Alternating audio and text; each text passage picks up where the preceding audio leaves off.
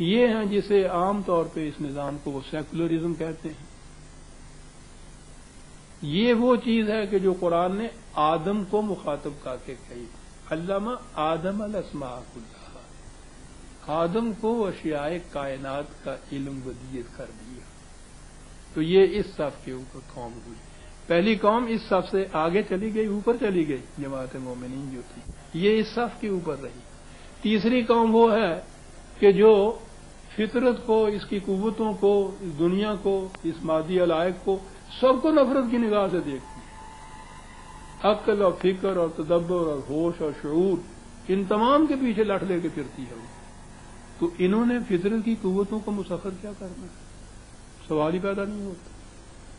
تو جو فطرت کی قوتوں کو مسخر ہی نہیں کرے گی، ان کے استعمال کرنے کا سوال ہی پیدا نہیں ان کے ہاں ہوگا.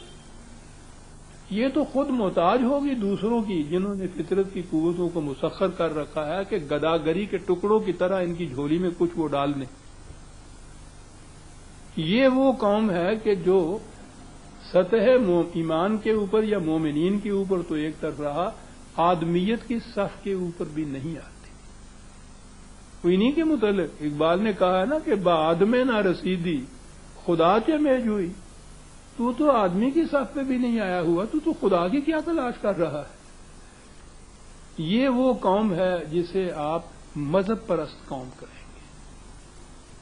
سوچنا، فکر کرنا، تحقیق کرنا، تفحص کرنا حرام. فطرت کی قوتیں یہ ساری کی ساری ان کے اوپر دروازے بند. حالیہ ہی میں عرض کر دوں، آپ نے طلوع اسلام میں دیکھا ہوگا، میرا مضمون شائع ہوا تھا قرآن اور سائنس. دیدہ ور نگاہوں نے اس کو بہت پسند کیا. خالص قرآن سے بتایا کہ اس نے سائنس کی تحقیقات کو، فطرت کی قوتوں کو کتنی اہمیت دی ہے. آپ حیران ہوں گے کہ یہاں ایک رسالہ نکلتا ہے محدث اہل حدیث کا، مذہب والوں کا. اس نے پورے کا پورا بھرپور مقالہ اسی پہ لکھا ہے اور کہا ہے قوم سے کہ یہ بہت بڑا فتنہ اٹھ رہا ہے الحاد کا، بے دینی کا، کفر کا. اور کہا یہ ہے کہ حکومت کو چاہیے کہ اس کی کتابوں کو ضبط کرے اور اس پہ مقدمہ چلائے کہ یہ سائنس کو قرآن سے ثابت کر رہا ہے. قرآن تو روحانیت کا نام ہے. جس قوم کی یہ کیفیت ہو، جو قوم آج بھی دوربین سے چاند کو دیکھنے کو ناجائز قرار دے، وہ ان قوموں کا مقابلہ کیا کرے گی جو چاند کے اوپر جا چڑھی ہوئی.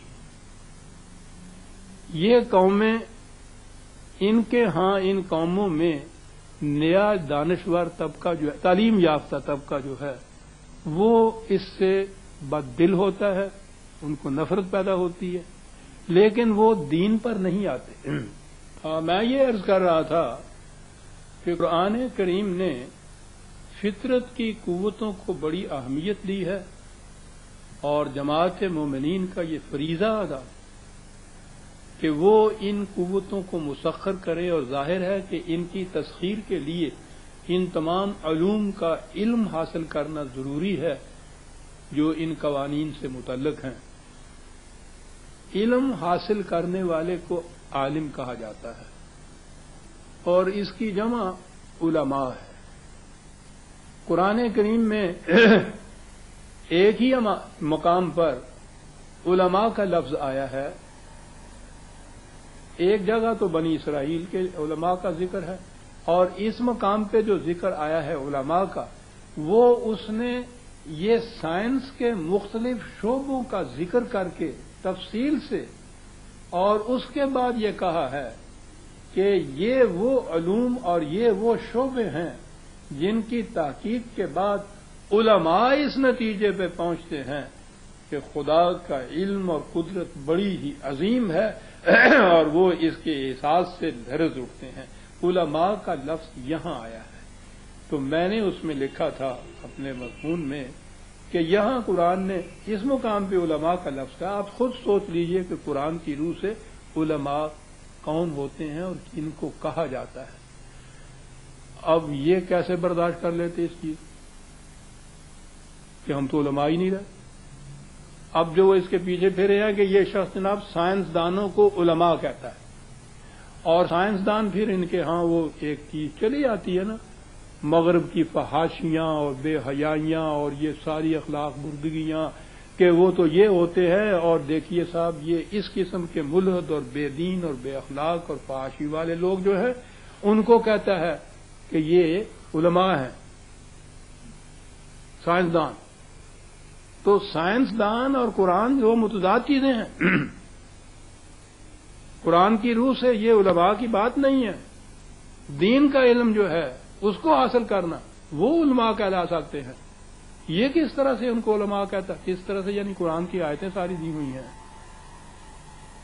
جو ان کو یہ چڑ ہوئی ہے نا کہ اس کی کتابوں کو ضبط کرو، وہ یہ بات ہے، وہ کہتا ہے کہ وہ اس کی روح سے تو ہم علماء ہی شمار نہیں ہوں گے، وہ کوئی اور ہی ہوں گے جو جن کا شمار علماء میں ہوا ہے۔